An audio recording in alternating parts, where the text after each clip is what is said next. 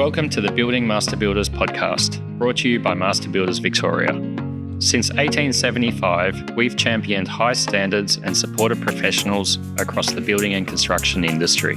This series is all about empowering people to build a better future, with expert insights, practical advice, and real-world experience. Today we're talking about building trust in residential construction. Our guest is Katie Rees, who practices as your project partner, with over 20 years of experience in the industry. Through her mentoring work and deep industry knowledge, Katie guides people to make smart decisions from the very start, so every home build has the best chance of being a success. Katie is the author of the Preferred Building Guide for Master Builders Victoria and is has released a book titled Building Trust, which is all about helping small to medium builders become the trusted choice for their clients. Hi, Katie. Thanks for joining the podcast. Thanks for having me. Perhaps could you tell us a bit about your background, how you got started in the building and construction industry? Yeah, absolutely. So I've been in the industry a while now. Yep. So I was a building designer. Right. So my background is building design, and I'm a registered building practitioner in that regard. And I was a senior designer and director of a high-end residential design company. And then they also had a construction arm. So in that, I did a lot of contract administration, project costing and the like. And then 6 years ago, I went out on my own in building design. So I was working for families. I guess my focus was really about creating homes that promoted connection and promoted wellness for families. And it was over that time when I really started to notice that when I was taking inquiry calls from people, that there was a really big gap between what people were asking for and the budget that they were associating with the project. Yep. And I also realised that I had a limited capacity in terms of how many projects I could take on, and that there wasn't really any way for them to reconcile that before they started. And so I think there's a lot of, wonderful, well-meaning people in the industry that want to help people create wonderful homes. Yep. But there's a big disconnect between the brief in terms of what homeowners are asking for. Those hopes and aspirations. And their hopes and aspirations, the budget that they're looking at assigning, and how we balance that out, and how we can bring that earlier into the process so that we can start directing good decisions right from the start. Why do you think there is such a gap between what they're hoping to achieve from the project and what their budget allows? I think it's just a knowledge gap. Yep. So usually when homeowners are doing a new build or a renovation, they're doing it for the first time or the only time, or they may have done small projects and now they're doing a big project, and there's just they pick a brief and they pick a budget and think that when they meet with someone that they'll be able to make those two things balance, where really they're on a bit of a scale in terms of they really need to sit equally with one another. And so it's really just a knowledge gap. They're typically really successful people who care about their families a lot. But when you don't know this space, you just don't know where costs are. So where else do you start than just picking a budget? Yeah. So it started out with, helping with the design and all sorts of, really in the detail of a project. What's your role look like now? Your day-to-day or week-to-week? So the work that I do, or the powerful work that I do, I guess it really started off as more of a troubleshooting service. So when people found themselves in trouble, that I was helping them, think of a new pathway in terms of how the design could be changed or how they could direct it differently. And now the most impact I can have on a project is when I work with a homeowner before they start their project. Gotcha. So when they have an idea, and they should have a budget and they should have a brief, but what we need to do is do a bit of viability testing and make sure that those two are aligned, right? So that we can, in the exercise when I work with homeowners, we estimate the potential size of their home and how much that might cost. So when we learn that there's a misalignment in that, we can actually change what we're asking for, because it's much easier to mold ideas than it is to mould plans and mould documentation once it's already been prepared. So really bringing that information and education or awareness back to the design stages rather than you've committed to a project. How do we make our hopes fit into this often smaller budget? And I think as well, it's not just I guess it's really when we test when I say we test the viability of a project, we're obviously testing the budget and we're testing what we're asking for.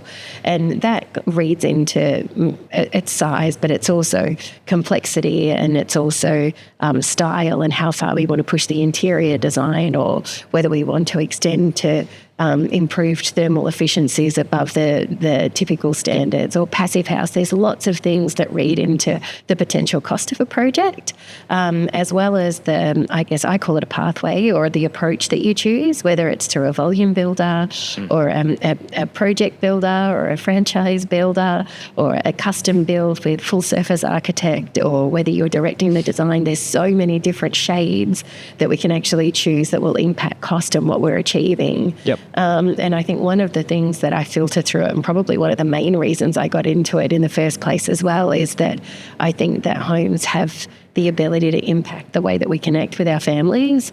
And while we have an idea of having a home that perhaps has an ensuite for every bathroom, or 3 living areas, there's also things that we're paying for that are actually taking away from the connection that you might have an intention for with your family. Yep. So sometimes there's an opportunity to not just change what we're asking for, but change the way we're thinking about it, so that it doesn't always have to feel like a compromise, but rather a directive for the project. No, I like that. Perhaps it's rather than building these mega houses to keep everyone separated, how do you actually live together within that property? Yeah, and things like I think en-suites is a good one. And when people talk about having en-suites for every bedroom, it's coming from a place of great love for their kids and for their family, that they want to be able to give them as much as they can. But when we do something like that, sometimes we're minimising the opportunities of forcing our family out of their bedrooms and forcing having to work together. Yeah, take a turn. Yeah, and so there's there's a lot that a home can teach us in terms of life skills. And sometimes it's about what we don't put in the home as much as what we do put in. Yep. So when we have one bathroom, we learn, negotiation and compromise and respect. And there's a lot of things that can happen day to day in a home that are impacted by how we direct what we ask for. I can just hear my mum talking about having all those extra bathrooms and all those extra bathrooms that need to be cleaned. Well, a smaller house is definitely less cleaning is surely an advantage, right? Certainly. Less time for cleaning, more time for being together as a family. Exactly. Now, you did some work with master builders, in the past, about a year or so ago now, and put together our preferred building guide, and that's available on our website for members too. What prompted the creation or the development of that guide? Well, I guess it started with a presentation that I did, and Michaela was in attendance and saw the presentation, which was probably like the first snippet of what was in the preferred builder guide. It's kind of the formation of the idea, or was developing there. Yeah, and I guess the sentiment behind the guide is that there's when we stop and we really think about the people that are behind the projects and how we deliver news and information to the people, that it can go a long way to positioning you as a preferred or trusted builder. Because I think quite often we can think, I'm losing projects to builders who are undercutting, doing lots of allowances in the contract so that their prices look better.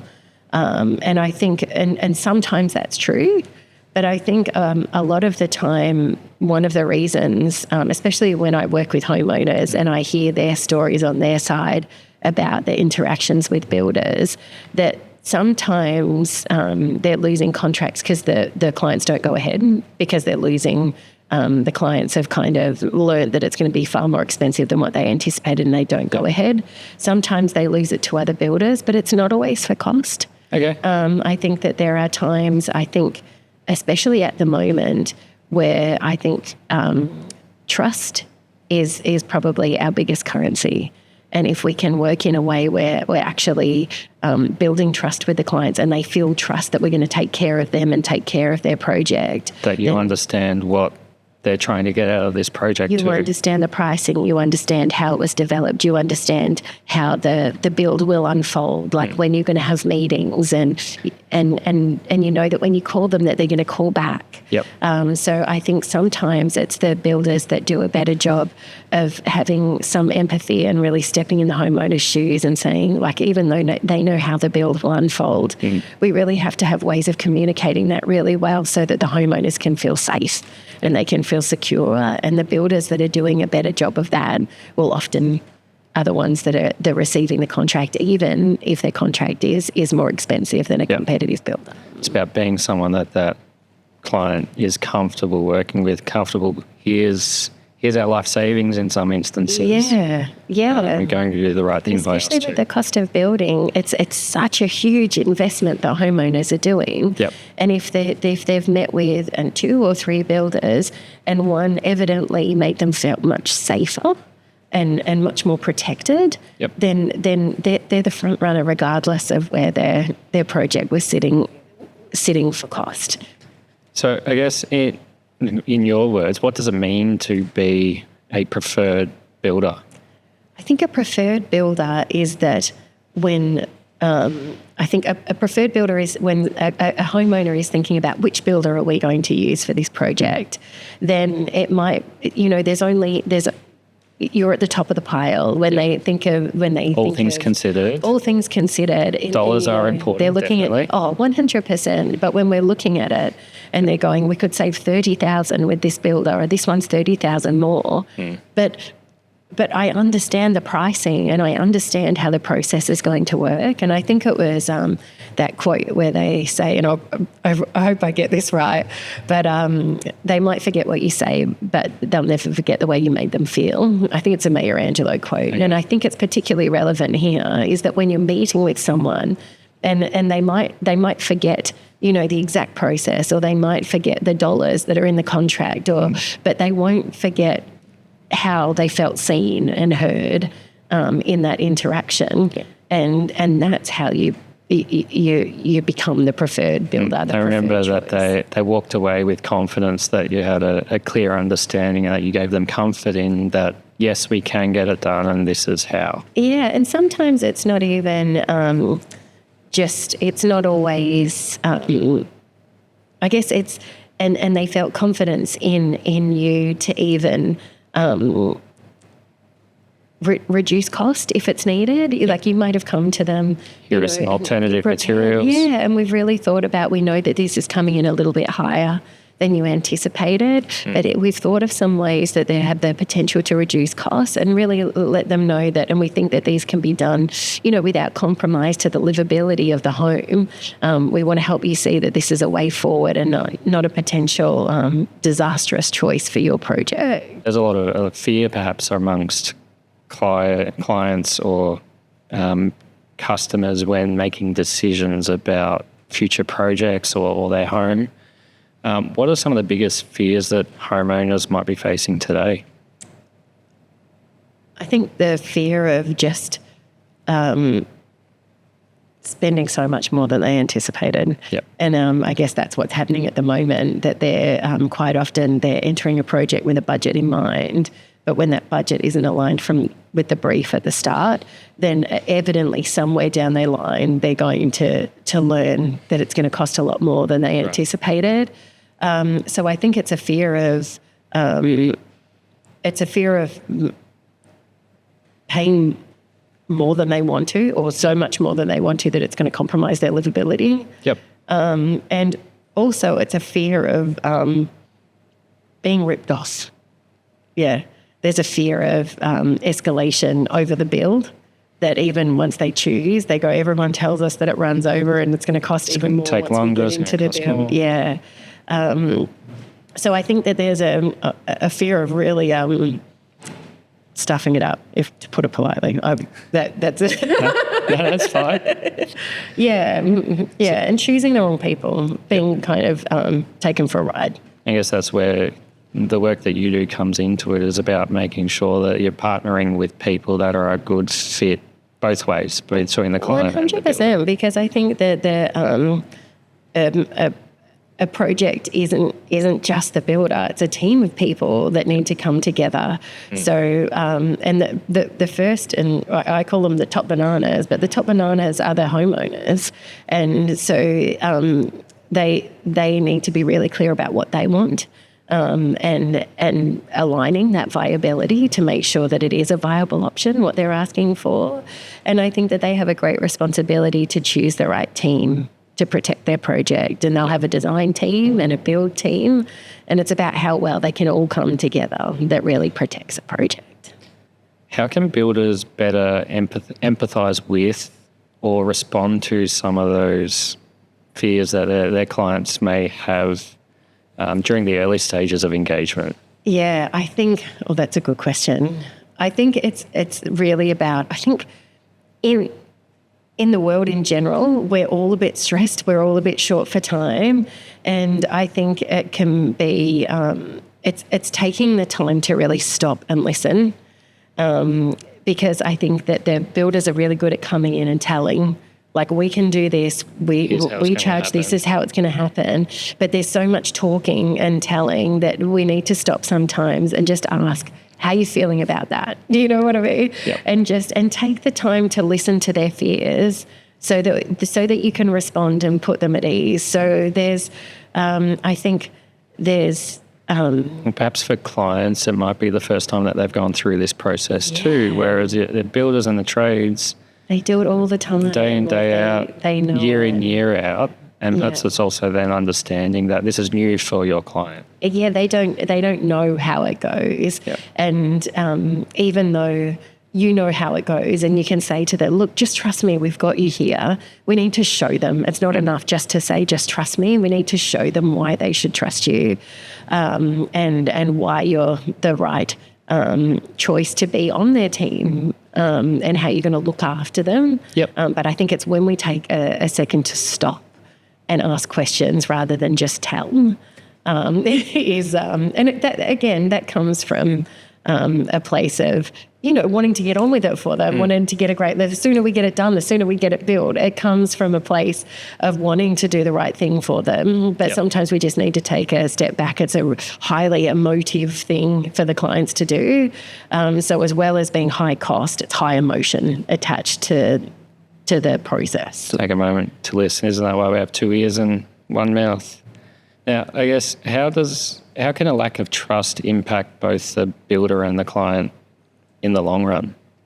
Well, I think when I talk to builders and I ask them what was the most rewarding projects that they ever worked on, like if I said to you, what was the best project you ever worked on? The projects that they choose aren't necessarily the most architecturally amazing or the most incredible. They're the homes where the relationship with the builder and the homeowner were rock solid. Yep. Yeah, there was mutual trust where the builder really appreciated the opportunity to be able to build the home for the clients. Yep. And the clients really appreciated the skill and the communication and the work that was done by the builder. Because I think when we think about building homes, and building homes is complex. Like we all know the building industry is really complex. But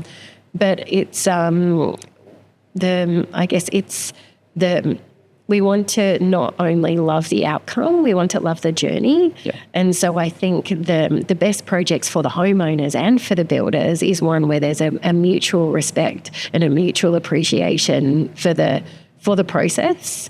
And it's the same outcome for both. How did they end up in that state of mutual respect? Was it time, clear communication?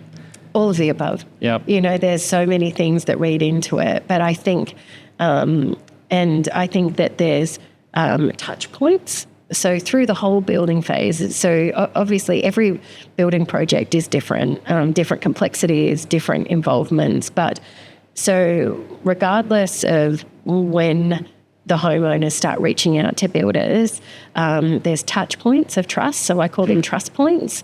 And I guess it's almost like a bank. that when you're doing the right thing and you're building trust, you're calling when you say you're answering the calls, you're answering the questions, you're helping them feel safe, you're building a bank of trust.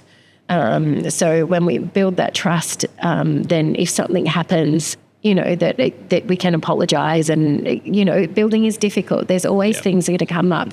So it's not about creating a perfect process. I don't think there is a perfect process in building. A perfect project? No, I don't think so. But I think that there's processes and projects that work better because we have systems and we have support and we have trust between the main players. Now, you have been working on and recently released a book called Building Trust as well. I think I've said trust about 40 times. We were leading into it. There's a bit of a theme running through here. Yes. Who is the book for? So the book is for small to medium residential builders who just want to build great homes, but are struggling with unrealistic expectations of homeowners and feeling just at a bit of a loss on what to do. And quite often they don't realise that they're the ones that are perpetuating some of the problems that are occurring. Now, are there any, or is there a key principle, or perhaps a sneak peek at a chapter of the book that perhaps you think would be good just to dangle out there for a builder to hear in advance? I think in the book, I guess the process of the book is that I've been thinking about the different types of builders that I come across. And I think that generally there's a theme that runs through in terms of the characteristics of builders. So I identify 5 levels of builders so that there might be things that they can identify with where they're sitting in the level of builders, and then work out how they can, if they do identify it, it's not about, being cruel or being annoyed with yourself. It's about being aware of where there might be holes in what you're doing and saying, I see that, and then getting some steps to move forward from there. Holes in terms of, is it really about that engagement then between the client and the builder too, or is there other stakeholders? Yeah, absolutely. I think that there's 5 pillars that sit within a building business that we need to incrementally improve on. So I think sometimes a lot of builders are feeling really overwhelmed. There's a lot to keep on top of in the building industry. And so I bet some of them are probably listening to this now going, like, you can't add another thing for me to do because my head will explode. Like, no more admin, no more. But I think it's about kind of taking a step back and just incrementally improving something around the systems and the relationships within your business. Doesn't have to be perfect. It's about just getting gradually better at all those steps that you are taking to improve it over time. Yeah, and feeling good about it. And I want to get builders back to loving building again. I think that there's so many great builders in the industry that I'm talking to that are feeling flat and are thinking about exiting an industry that they love. That's not uncommon over the last couple of years. It's really not. That we're losing really great builders because it's feeling too hard. Where are they going? Bunnings. I don't know. They're talking about to either like doing work for someone else, or like when I say Bunnings, just doing something that they know that's really simple, that they can go 9 to 5 and go home and not feel the stress. Because I think it is a particularly hard time to be a builder. It's about all the different roles and having to, we're adding something else. It's about all the different hats that they wear. Yeah, and I think that they wear a lot of responsibility. They feel a lot of responsibility for their clients, and they also feel a lot of responsibility to be, the provider for their family. So when things are hard, then that can be hard as well. But not just that, they're often the provider for, their admin staff and there's a lot of livelihoods that are dependent on a lot of livelihoods that sit underneath them at the top that they feel responsible for as well. So when they don't have a solid pipeline of work in front, not only are they worrying about their own family, but they're worrying about the people that they care about underneath them that are relying on them to care for their families as well.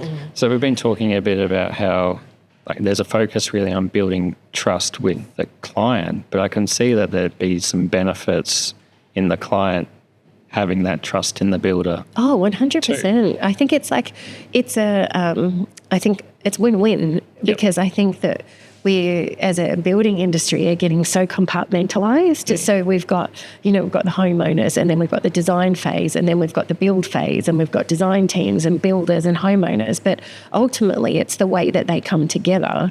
So when we have a project where the homeowner is working towards a result that's really what they want, we have a design team that's contributing and feeling like they're like a valued part of the project as well.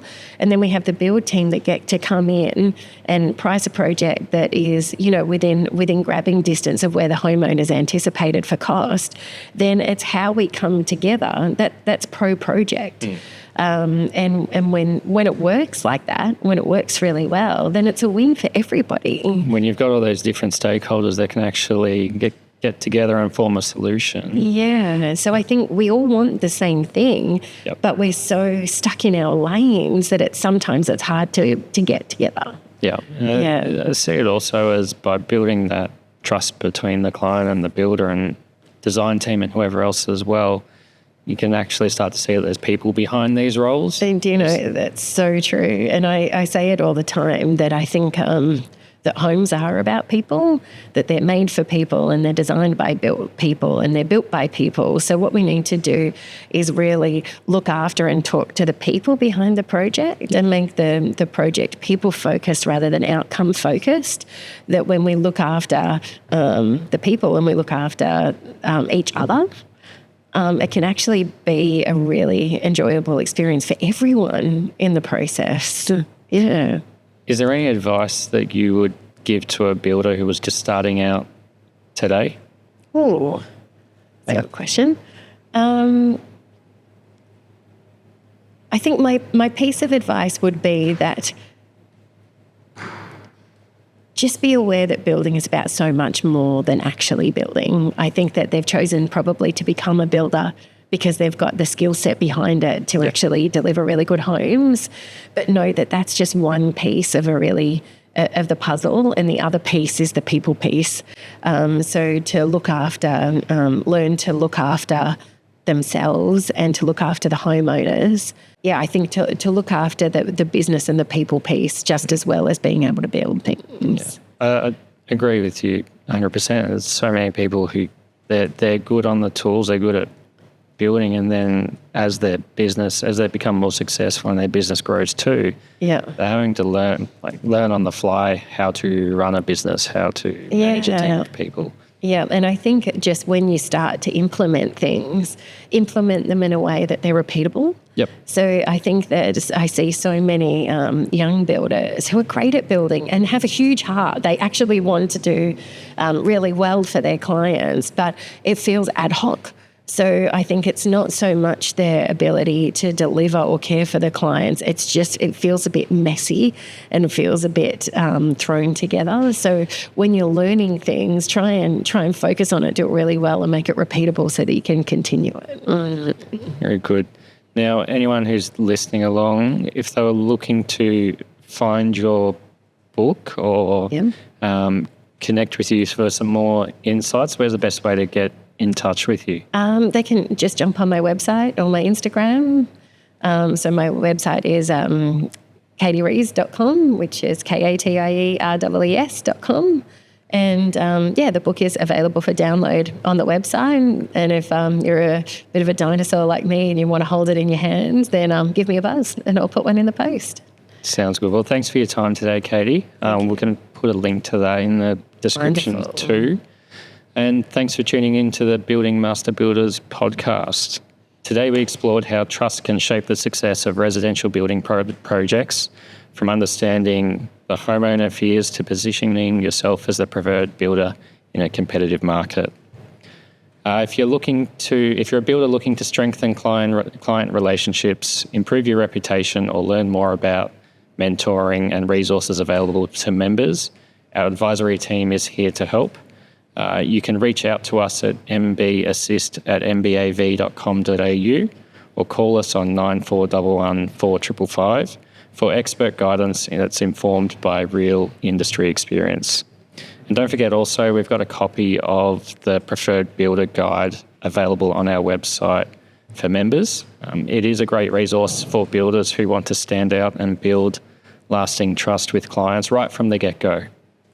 Now, I hope you found the episode helpful. Please share it with your network too, Katie. Would love to. And let's all keep building a better future. Thank you. Thanks. This podcast was recorded on Wurundjeri land. MBV pays respect to elders past, present and emerging.